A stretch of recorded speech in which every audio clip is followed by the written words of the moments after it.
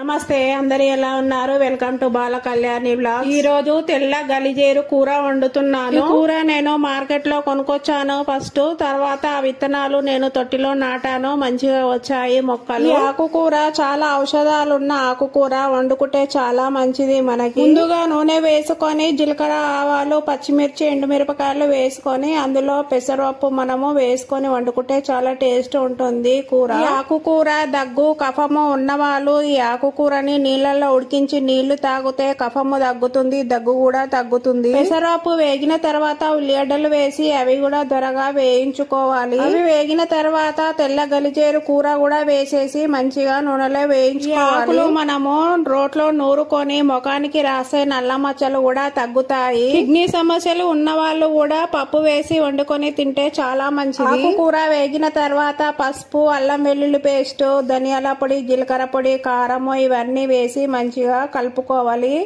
అందులోనే టమాటాలు కూడా ఒక 2-3 వేసి కలుపుకోవాలి. తగినంత ఉప్పు వేసి మంచిగా ఉడికించుకోవాలి. అంతే, కూర రెడీ అయిపోయినట్టే. నా వీడియో నచ్చితే ఒక లైక్ చేసి సబ్స్క్రైబ్ చేయండి.